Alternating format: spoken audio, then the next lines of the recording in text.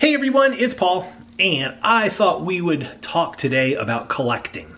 So Shannon and I get asked a lot about how we got started collecting stuff, toys especially, just because that's a big part of what we do. Shannon's story is a lot different than mine, so I just figured I would tell you mine today because I can't tell a short story, and if Shannon and I both tried to do it in a video, either she would have to really cut hers off or the video would be 20 minutes to a half an hour. Hopefully this video isn't that long. So anyway, I grew up in a suburb of Baltimore City, and when I was in elementary school, there was nothing bigger for boys than Star Wars. That was like the big toy line that was out there. And I still remember, I wish I had one of them still, just so I could show you. But on the back of a Star Wars figure card, it showed every figure. Originally I think there was just 12 figures. I remember having those original figures. And on the back of that card, when you flipped it over, it showed the picture of every figure in the set, and it said collect them all. And I remember thinking when I was like 5 or 6 years old, like, wow, that would be really cool to have all of those. And then of course Empire Strikes Back came out and more figures were added to the collection. And then it was like, now you can collect 35 figures or how many ever it was. I know there's at least 1 or 2 Star Wars fans watching that know exactly how many figures were on the back of each card, because that's a whole collector thing for like really intense collectors of that. So that was kind of my first exposure to the idea of collecting a set of something. I remember just thinking how neat it would be to have all the different Star Wars figures. As I was playing with Star Wars figures, though, I realized something about myself is I liked having multiples of figures.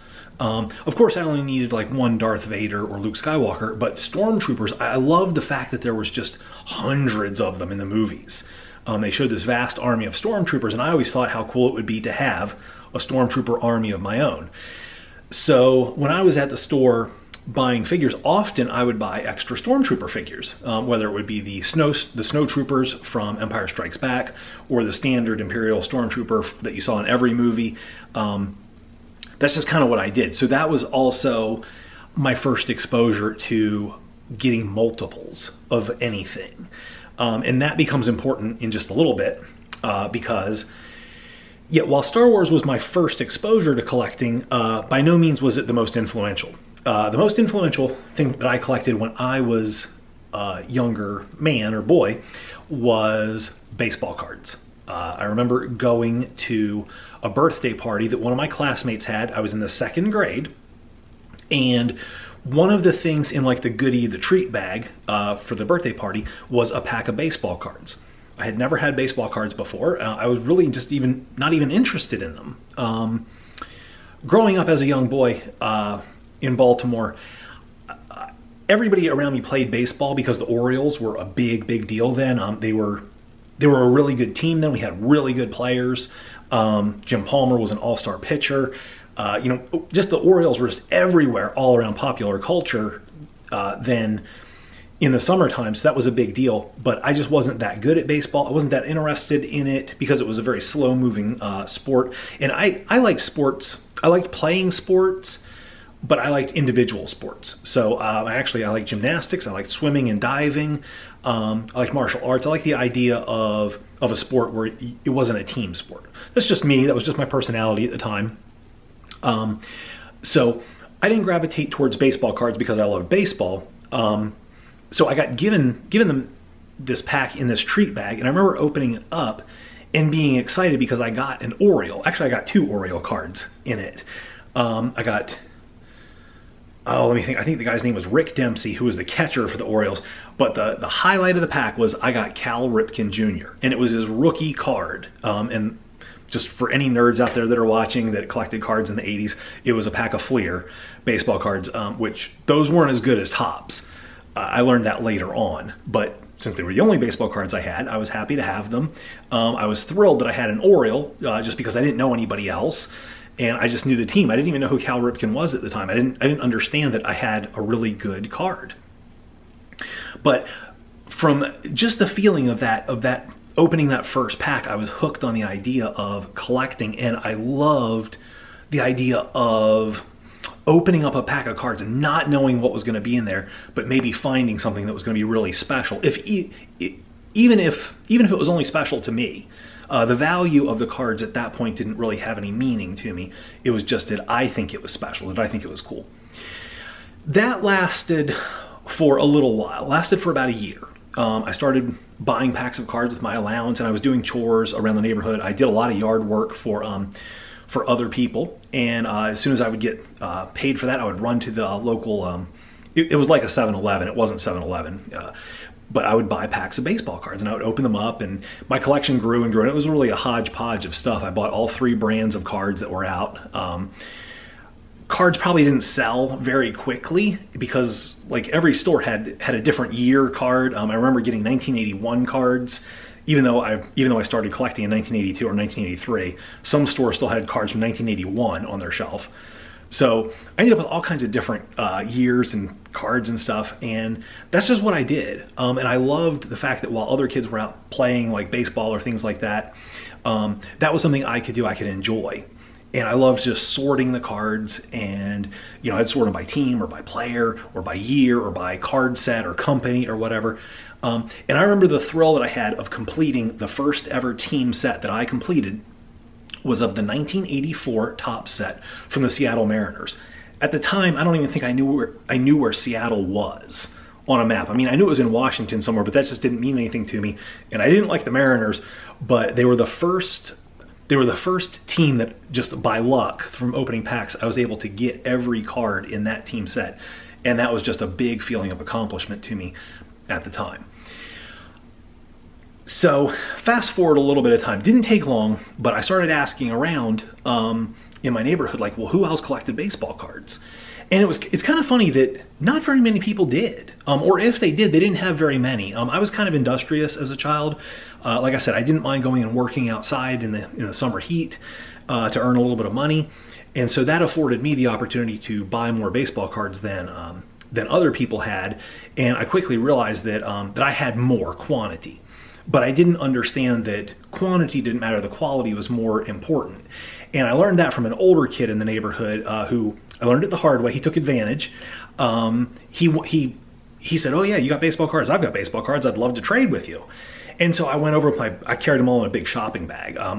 Back then, I didn't know anything about condition of cards. I didn't know that was important. And so I'm sure the condition wasn't great, but I was careful with my cards. I didn't bend them up. I didn't carry them around in my pocket. So they were nice. They just weren't what we would call mint condition today. So this older kid, he looked at my cards and he picked out a big stack of cards that he wanted. And I was like, oh, cool. He wants to trade with me. And so I picked out cards of his that I wanted. And I was just going on cards that I thought looked cool, or the people had names that I liked or whatever. Or he told me some of the people were really good players. And looking back on it, they weren't that good of players. He knew what he was getting from me, but I had no idea what I was getting from him. And he took all of my good cards. Like I say, to me, I didn't understand the value of them. They weren't special to me. They were just another baseball card. And what I was getting from him at the time, I was very happy with. So as long as both parties are happy in a trade, that's okay. But I learned very quickly that I had been taken advantage of, and that's another important lesson about trading. If both parties are happy with a trade, then it's a good trade. But if you're clearly taking advantage of somebody else, that person's eventually going to find out, and they're not going to want to trade with you anymore. And so that's kind of what happened. He was an older kid, and when I say older, he was like 5 or 6 years older than me, if I remember it right. I looked up to him. I felt like he was a cooler kid than me. And so, like a pesky younger kid, I wanted to trade with him. So I sought him out to try and trade, and I tried to return the favor, if you will. I tried to kind of take advantage of him. It just never worked out for me. So that taught me another good lesson. Don't try and get even. Just learn your lesson, move on, and I hope that I've learned that lesson. I've tried to apply that. But anyway, what happened with all that is I learned an important lesson that, at least for me, that while I didn't value those cards, there was a market value to them. And that really is kind of what changed my life in terms of collecting, because there was a sports card price guide that was printed. At the time, it was printed like quarterly. Well, originally it was printed yearly. It was this big, thick book like this. It was called The Beckett's Guide to Sports Cards. And it listed a price for every card. And I realized that, oh, wow. So not every card is equal. Every card is made of cardboard. Every card has a picture of one or more baseball players on it, but not every card is worth the same amount of money. And that really kind of changed my perspective on the whole thing. And I learned that, okay, if a person has done better in the sport that they're playing, their card is worth more money because it's more desirable, more people want it. And most of the cards that you get aren't really worth anything because the guys are just average. They're either in the league for a short period of time because they just don't make it, or they're just average. They they fill a vital role on the team, but they're not superstars. And people are looking for the superstars. So once I learned that, opening packs of cards took on a whole different meaning because it was almost like, as a kid, like the thrill of the stock market. Like a Cal Ripken Jr. card all of a sudden became like getting a blue chip stock like an IBM or a, back then it would have been like AT&T or something. Or today, in today's thing, it would be like Apple Computers or Google or YouTube. Well, Google owns YouTube. But anyway, so that became very, very exciting to me when I was young, because obviously I wasn't putting money in the stock market. I wish I had, given what the stock market's at today. But I was buying baseball cards, and I thought that was just a lot of fun doing that. And what's funny is as the knowledge of those prices circulated, because friends of mine, I ended up getting more friends who were into collecting cards, and they of course got the Beckett price guide, which started coming out every quarter, and then every 2 months, and then every month. And that was the most exciting time of the month for us, was when that new magazine came out. We would look over that magazine like stock analysts look over quarterly reports. And we would be looking up, they had little up arrows and down arrows. It was so exciting. Just because, we were developing portfolios of sports cards. This was the 80s, and everybody kind of probably knows how this story ends. Number one, I was somebody that I was very happy. I loved the sports cards because I loved having them, but I loved the fact that I could trade them, that they had a financial value. And if I wanted to get money for something, I could choose to trade in one or more of my sports cards, which people wanted, and they would give me money for it, and then I could go buy something else that I wanted.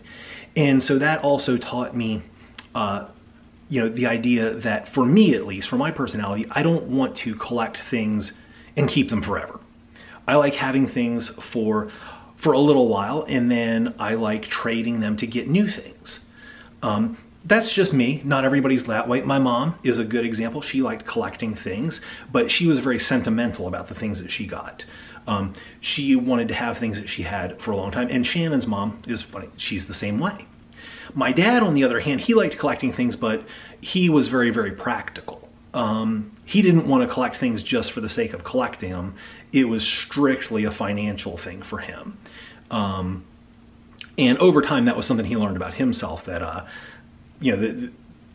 he wasn't really a collector in terms of having it for the aesthetic value. For him, that was just collecting dust. He wanted things that were worth money. So he was more of a speculator / investor, and I think I think I'm a combination between my mom and my dad, in that I get a sentimental pleasure out of opening stuff, but also there's the financial thrill of, oh, is this valuable? Is this something special or rare? Because I equate, if it's rare, then it has value in the marketplace. And so I think that's kind of fun. For me, at least, that's a very fun part of collecting, and that's also a big thrill of nowadays, like the blind bag aspect of a lot of the toys that we open up. Shannon and I have that. We're still thrilled when we are able to get something that completes a collection, like if we're trying to complete, let's say, Shopkins, just as an example, because they have so many different categories of a collection. We really get a thrill when we can complete like a different category or a season of Shopkins. And some of the figures are very, very tough to get. And I'm not talking about the limited edition ones, the guys that are like numbered, but I'm talking about some that they say are common, and they're not. They're tough to get. So it's so exciting when you open up a package, like, oh wow, there's so-and-so, Paw Pizza in that color. It's like, oh man. And when you go back and you open up a pack of toys or cards or something that is old and rare now, even if they aren't financially valuable, it's still just fun because it's like, it's rare. You just don't see that kind of thing anymore. It's just a thrill. I know I feel like I've just really rambled. I don't feel like I've explained this very well, but I know this video probably already is 15 or 20 minutes, so I want to wrap it up. But that's kind of a short history of me and how I got started with collecting, and kind of how things started and where they are now, and why I enjoy opening up toys so much. And now that we've started the card channel, Epic TCG channel, it's like I'm reliving a lot of that childhood thrill all over again, just in a different way. I know I said you guys probably know how the story ends. So I was growing up in the 80s, and that was when sports cards were just way overproduced. Even if I had all those cards that I had when I was a kid, they wouldn't be worth anything, because they all just got printed. So many of them got printed. I don't know how many millions of each card are out there. And there's still just so much unopened product. There's a lot more product than there is people that want it. So it's just one of those things where it was fun at that time and it taught me a great lesson, but it's just not worth anything today. And I felt like I just wanted to throw that in there so you kind of know. I'm not somebody that I look at it and I'm like, oh, I wish I had those cards back. I happened to be on eBay the other day and I was looking at cards for Pokemon. I just happened to type in Cal Ripken Jr. because I was thinking about that, and the card, the 1982 Fleer rookie card, popped up. And it wasn't very much money, but it's one of those things where I don't want to have it again, but I remember it brought back all those memories and it made me think of that, and that's kind of why I'm filming this video, just to kind of tell you.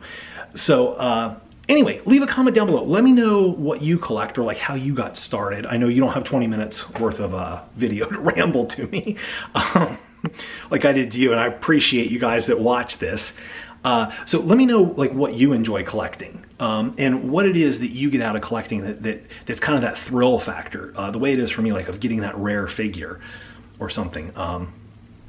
I would love to know. I'd love to know that about you, about just, I don't know what it is. And so anyway, I'll be looking for that in the comments. Please leave the video a thumbs up, and I'll see you guys next time.